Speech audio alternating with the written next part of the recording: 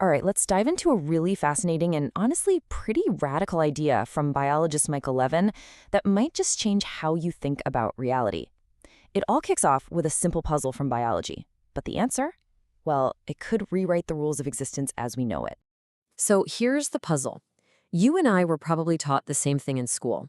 DNA is the master blueprint for life, right? It has all the instructions. But what if I told you that sometimes cells seem to know exactly what they're supposed to do, even when that blueprint is damaged or parts of it are flat out missing? How on earth is that possible? And this isn't just theory. We're talking about real, almost science fiction examples coming out of Levin's lab. You've got these things called biobots. They're basically tiny living blobs made from frog skin cells. And get this, with no brain, no nerves, and no genetic program for walking, they assemble themselves and they start to walk. And then there are planarian flatworms. You can literally chop off their head, and not only will they grow a new one, but they somehow remember things they were taught before their brain was removed. So, genetics and environment alone just don't cut it. There's clearly a piece of this puzzle that we are missing. Now, to solve this mystery, Michael Levin offers up a truly mind-bending answer. He suggests that biology might be plugging into something, well, something beyond the physical world we see and touch every day. He calls this source Platonic Space. And here's the basic idea in simple terms. Imagine there's this non-physical realm, right? An ordered space just filled with patterns. Patterns for shapes, for behaviors, for basically everything you can think of. Levin is arguing that this space is a third source of information, guiding how things happen in our world, right alongside genetics and the environment. So how does that even work? Well, think of the physical world, our bodies, our cells, all of it, as a simple computer terminal, what you might call a thin client. This terminal doesn't actually store all the information itself. Instead, it just acts as an interface, a kind of pointer that accesses and downloads patterns from a massive non-physical server. And that server is Platonic Space. These patterns then enter our world and give it form and structure. And here's the really crucial point.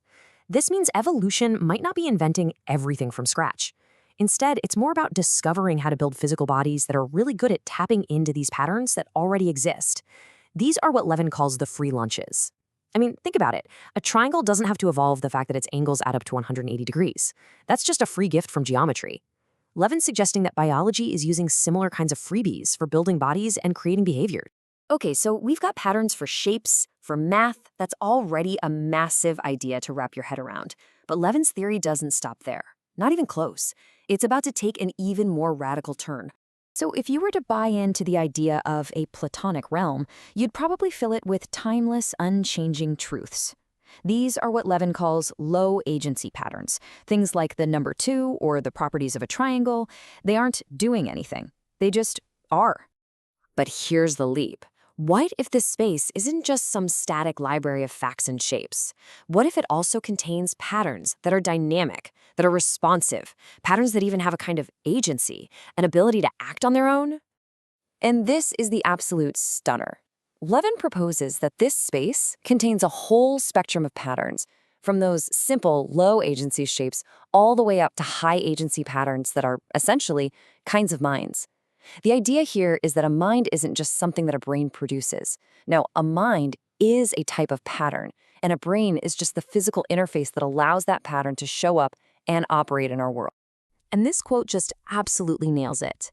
For Levin, the way a non-physical math rule guides the physical growth of a snowflake is fundamentally the same as the way a non-physical mind pattern operates through a physical brain. It's an incredible, stunning symmetry between biology and consciousness. Now, as you can probably guess, this is a hugely controversial idea. We are way out on the frontier of science here. This is definitely not a settled fact, and there are some really powerful counter-arguments. So let's take a look at the big debate. The whole debate really boils down to this. Is Platonic space a real, independent realm that we're just discovering patterns from, like Levin suggests, or are these patterns just an emergent property, something that naturally pops up from the laws of physics, or maybe something we create in our own minds with no need for a whole separate reality? So the first big alternative says, look, it's just physics. The patterns we see aren't being downloaded from some other dimension. They're the predictable, inevitable result of systems just settling into stable, low-energy states. The spiral graph analogy here is just perfect. You don't need a mystical realm of perfect spirals to explain the beautiful patterns it makes, right? They just emerge naturally from the simple mechanical constraints of the gears. It's just constraint satisfaction, no extra realm required.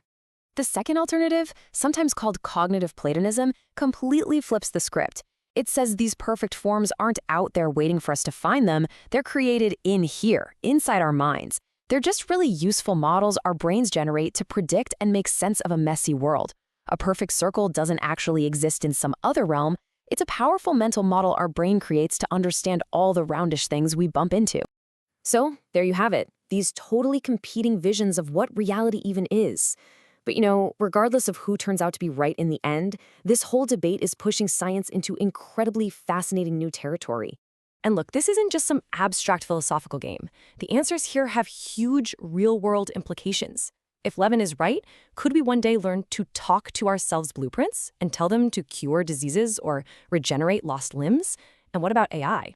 If we create new kinds of robots or biobots, are we just making clever tools? Or could we be building interfaces for entirely new kinds of minds to enter our world?